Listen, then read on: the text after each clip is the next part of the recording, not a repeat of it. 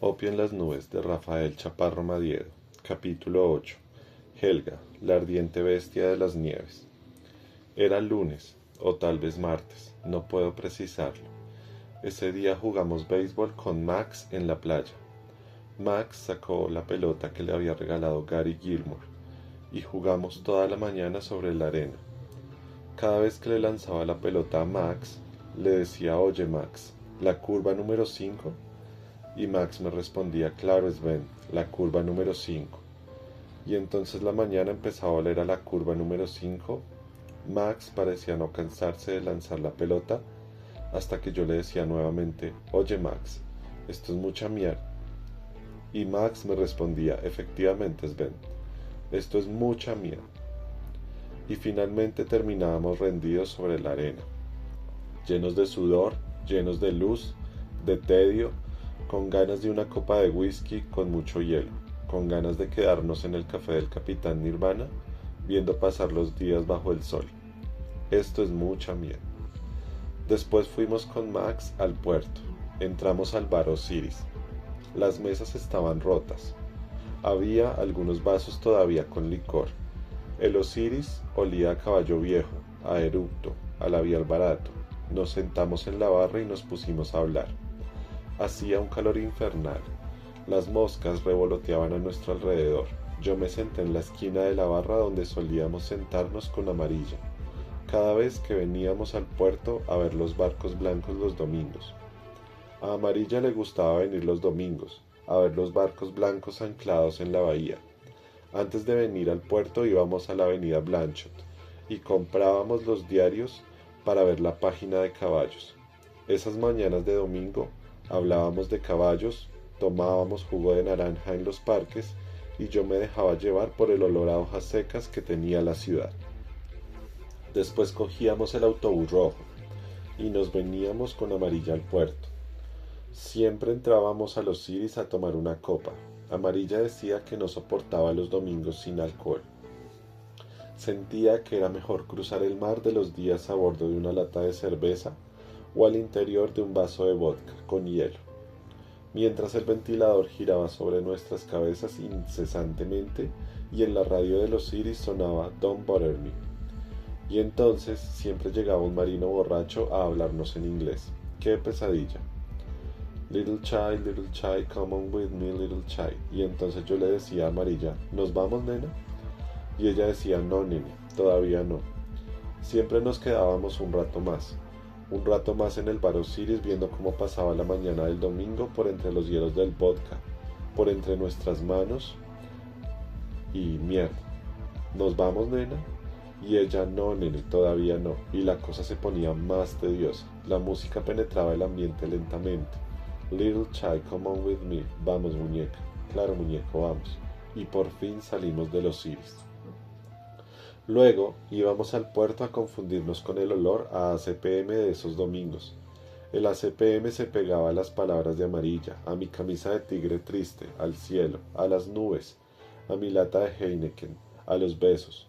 Nos sentábamos a ver los barcos blancos de la bahía y Amarilla cantaba canciones tristes. En la tarde volvíamos a la ciudad un poco rotos, un poco inciertos, con las nalgas cansadas, con las miradas llenas de ACPM, de cebolla, de gasolina y de vodka. Regresábamos con nuestros cuerpos llenos de arena, de espuma, de mierda, de gaviotas, oliendo a plátano, a café, a contrabando. Siempre caíamos al mismo parque lleno de hojas secas y carros de perros calientes. El cielo siempre estaba triste. Los domingos al atardecer siempre olían a eso, a tristeza con ACPM. Claro, el parque, las hojas secas, la tarde, las babas de Amarilla, las babas del día, las hojas secas. Siempre nos apostábamos debajo del árbol donde la niñez había construido una casa de madera con Leonid y Bayer, dos chicos con las rodillas raspadas y las nalgas rasgadas por las correas compradas en el almacén Ley. El parque, las hojas secas, Amarilla. La conversación siempre era la misma. Le decía a Amarilla que en ese árbol yo construí mi primera casa de madera. Era un día de lluvia y había llegado del colegio con la cabeza hecha un 8, porque no comprendía muy bien por qué los ángulos de los triángulos Sumaban entre sí 80 grados. No entendía nada de nada, ni en las mañanas ni en las noches. Era una tarde de lluvia y tenía la cabeza al revés.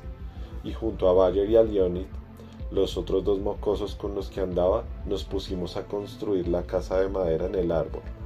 Recuerdo que el sol pegaba fuerte sobre nuestras cabezas, y mientras íbamos pegando puntillas Bayer, que era el más grande de los tres, hablaba de que había que hacer una escalera especial para dejar subir a los fantasmas en las noches.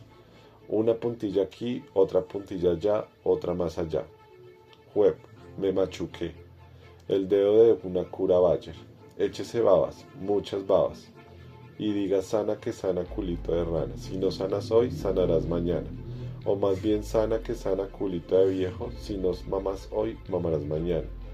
Dilo Sven, dilo. El caso es que duramos 3 días armando la casa. Yo tuve que robarme unas cuantas tablas de las camas de la casa. Por su parte, Leonid desarmó la casa de su perro y Bayer desbarató el carro de madera de su hermano menor. Yo era el arquitecto y al tercer día se le metió la idea de que aquella casa iba a ser para la chica a la que unas semanas atrás no había podido decirle nada por culpa de Buick, o de la Ford roja, o del Chevy, no recuerdo bien, estaba mareado. Tenía 1.000.000 de babas metido en la garganta, en los ojos. Tenía todo el cuerpo lleno de roticos de nalguitas, de olorcito, del olorcito ese que producen las chicas a las 3 de la tarde. Un olor entre el atún y las begonias. Un olor a yogur de fresa y pan francés. Y habíamos declarado un estado de emergencia amorosa porque yo estaba enamorado de una chica que chupaba helado de vainilla con ron con pasas que compraba en la esquina en la tienda del señor Orson, que siempre estaba fumando Derby en el mostrador y siempre nos decía: hola muchachos, ¿cómo están? Hoy hay chocolates suizos baratos, baraticos. Y nosotros solamente mirábamos la sección de revistas Oiga Orson. ¿Qué tal la Playmate de diciembre? Espectacular, espectacular. Tiene un trasero y un bumper, mejor que la camioneta donde le llevó el mercado a tu mamá. Y entonces, una noche, cuando la noche del verano aplastaba las nubes contra los techos, tuve frente a frente a la chica que chupaba helado de vainilla con ron con pasas, e iba a declarármele, y esperé a que pasara la Ford roja, pero nada, uno nunca sabe cómo funciona la química del amor. Al poco rato apareció una Chevy de pronto. Con la Chevy me iba mejor, pero definitivamente tenía un nudo de tráfico en la mitad del corazón, y no había nada que hacer. Ya no me acuerdo muy bien por qué fue. En todo caso, diseñé una ventana que daba contra la calle donde vivía la vainilla. Una ventana especial para verla cuando salía a tomar su bus para el colegio, pero los días pasaban y lo único que hacíamos allá arriba era fumar los cigarrillos malucos que Leonid le robaba a su padre mientras dormía, y los días pasaban entre mucho humo de cigarrillo. Yo ya tenía la garganta raspada y la boca me sabía licor, porque Bayer un día llegó con una botella de scotch amarillo y la destapó, y el día empezó a oler a eso, whisky triste, y día se impregnó con 74 grados de alcohol. El sol era una naranja borracha en medio del jugo agrio de los días afuera. Llovía, y las hojas secas no dejaban de caer, y yo no dejaba de pensar en la vainilla, en la deliciosa vainilla, y solamente deseaba que estuviera junto a mí, cerca del olor de las hojas secas, cerca del mareo del scotch, cerca de mi aliento. Quería quemarla, decirle que había construido esa casa, esa ventana, solo para ver cómo el viento levantaba su falda y para decirle también, ojalá cerca del oído, que sus calzones rosados me gustaban mucho y que quería colgarlos cerca de la ventana para que la casa de madera se impregnara con el olor de esos cucos, de esos cuquitos rosados que seguramente su mamá los había comprado en la promoción que hacían los fines de semana en el supermercado. Hoy promoción de cucos rosados en la sección número 5. Acérquese, señora. Don Julio llega y usted no se puede perder la promoción. Y todas las señoras corrían apresuradamente. Parecían venados locos enredados en aquellas faldas azules, amarillas, negras, rojas. Oiga, mija, mire qué lindos cucos le combinan con el brasier. Voy a llevar 4. Uno para ti, otro para tu hermana Señora, llega don Julio, haga sus compras. Mierda. Se acabó la plata, pero yo ya estaba aburrido de meter en mi boca aquellos orines de perro hechos de Escocia, que era como le decía ayer al Scotch. Y además, ya me sabía de memoria la revista sueca que Leonid había traído para formar la biblioteca del club, impresa en Estocolmo, 40 páginas, y una propaganda de cigarrillos suecos en la contraportada. Los cigarrillos, en cambio, ayudaban a mitigar la soledad de aquellas tardes de sol y tedio, que pasaban por entre nuestros huesos lentamente. Como una canción lejana y triste, el mundo era un inmenso balón de fútbol, y en cualquier momento alguien le podía dar una fuerte patada, y todo se iba para la física mierda, y los días eran grandes y alargados.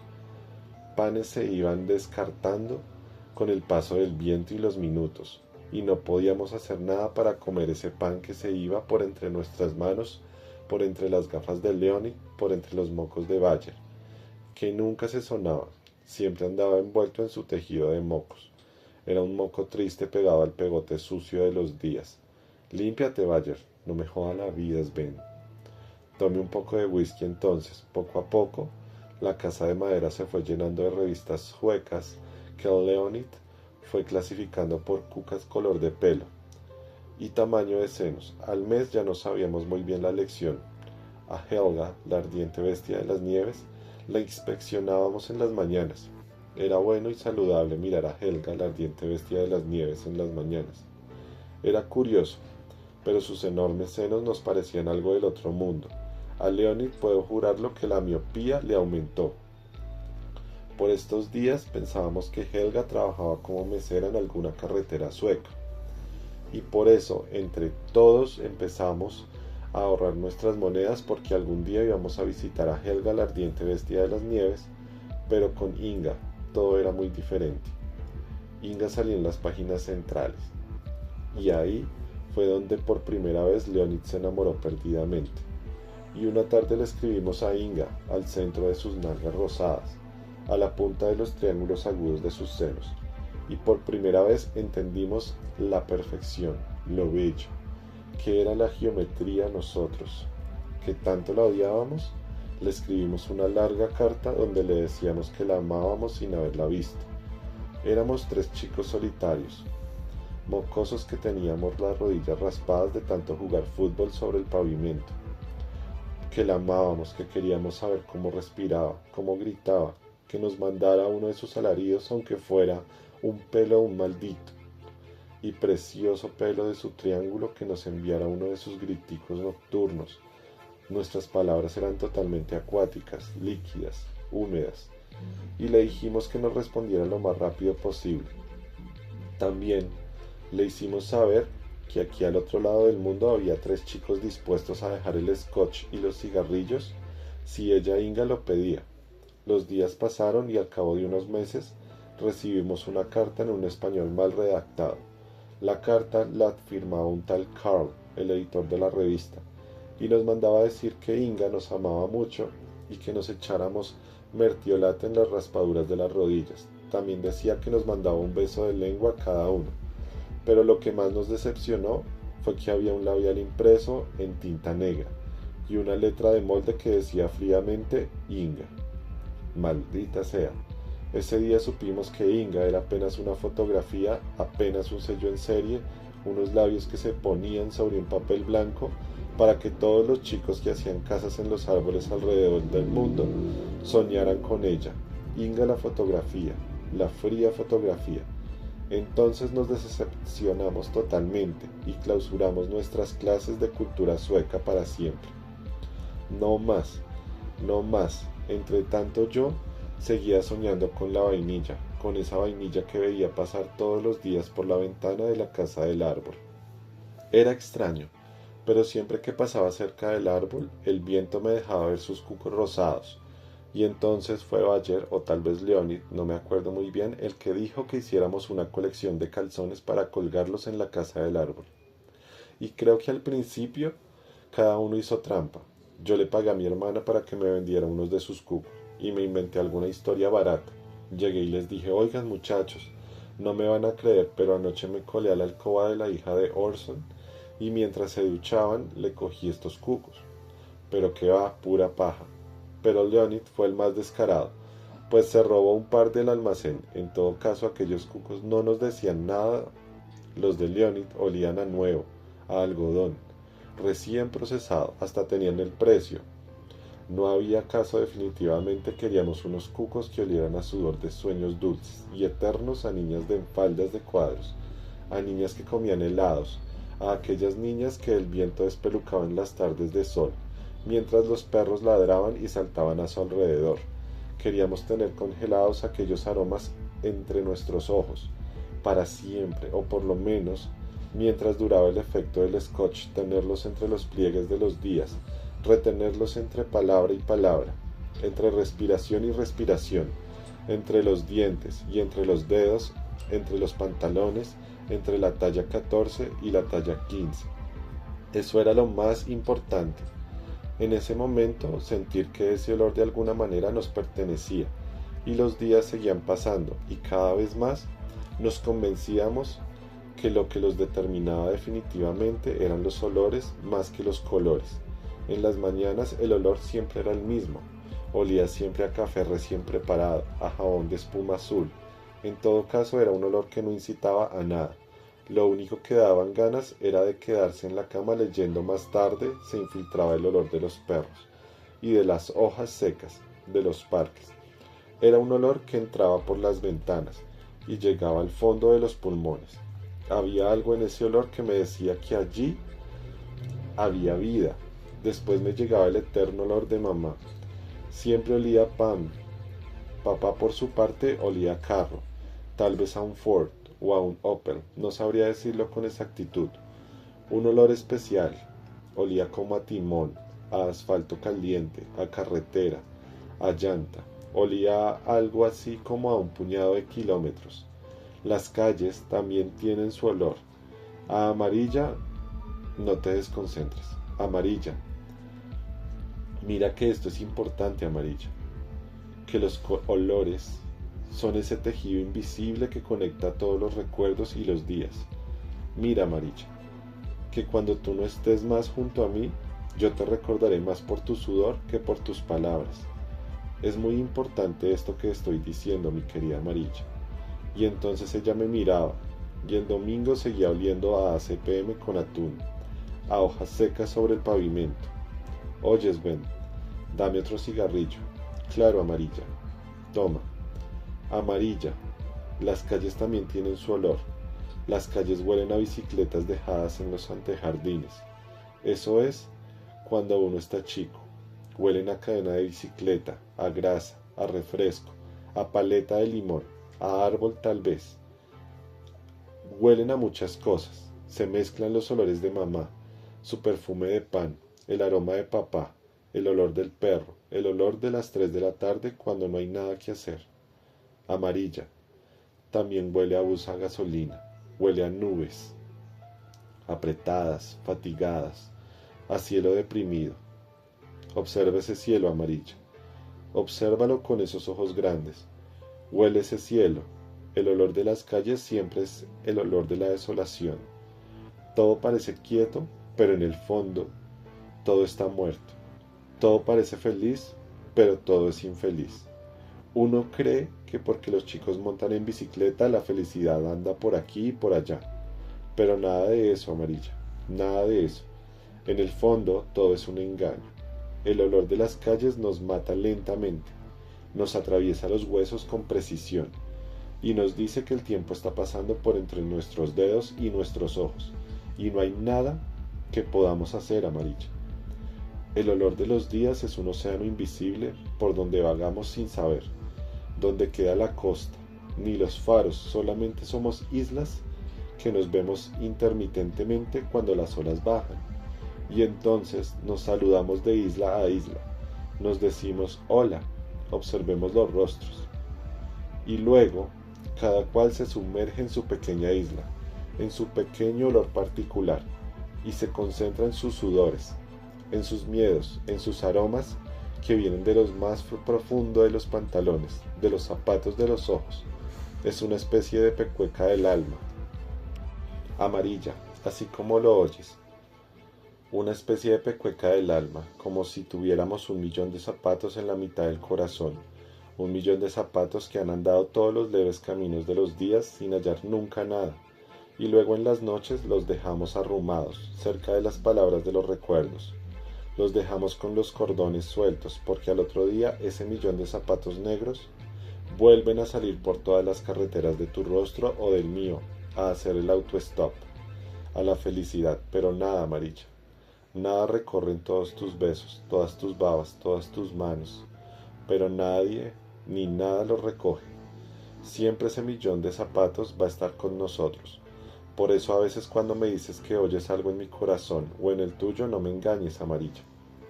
Con tus zapatos, esos zapatos que llevas ahí dentro, que hacen ruidos, son tacones lejanos, que se arrastran entre sí. Te voy a contar otra cosa, Amarilla. Te voy a contar a qué huele esta maldita ciudad. Al principio me olía a parque, tal vez a hojas secas. Llegaba a un parque y llenaba mis pulmones de hierba húmeda, de banca de madera. Podía oler las pecas de los niños que se balanceaban en los columpios. Podía oler el olor de sus orines amarillos.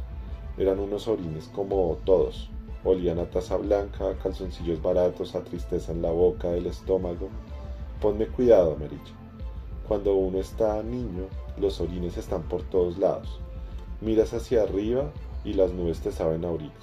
Hablas con otra chica y tus palabras te saben a orines. Es como si llevaras una eterna fuente de orines en todos los días de la niñez, porque ese olor se pega en las bicicletas, en las paletas, en la cama, en la pijama, en el pan y en la chica que amas a veces. Eran orines flacos, otras veces orines gordos, pesados. Los flacos, Amarilla, eran los de la felicidad y cuando daban tarta de chocolate.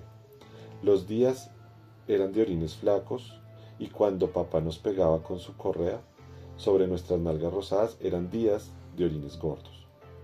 Pero cuando veías a la chica que amabas en silencio, en eterno silencio, los orines se revolvían con tus palabras, con tus dientes, y sentías que eras una especie de acuario lleno de orines, por donde nadaban tus más bellos sueños de aquí para allá. Mi pequeña Amarilla, y por más que intentaba, no me podía zafar del olor la tristeza de Amarilla. Es un olor que atraviesa toda la niñez. Creo, Amarilla, que es otra forma industrializada de los orines, o algo por el estilo. El olor de la tristeza se localiza en la boca del estómago. Es como si supieras y siempre tuvieras hambre. De algo hambre, de luz hambre, hambre de calle, hambre de noche, hambre de todo, hambre de nada, hambre de miedo. No te dejé tranquilo. Te quema, te da vueltas en el estómago, te atrapa todas tus palabras y no las dejas salir. Amarilla, el mundo, Amarilla, el mundo, una cosa extraña, una pelota caliente, un pedazo de cielo entre los dientes, un pedazo de día entre las piernas, un sol roto entre los calzoncillos blancos, Amarilla. Y entonces solamente me daban ganas de limpiar con los cucos rosados de las chicas el vidrio roto de los días, pero a los pocos minutos otra vez el vidrio se ensuciaba y todo volvía a ser igual. Bayer se sacaba los mocos, límpiate los mocos, no me joda la vida, y Leonie tomaba licor, y yo seguía fumando. Dejaba escapar el humo por entre el vidrio roto de los días, y solo esperaba que alguien me diera una piedra para romperlo definitivamente. A lo mejor si lo hubiera hecho, estoy seguro de que Bayer habría pegado el vidrio roto de los días con sus mocos. De eso estoy seguro, Amarilla.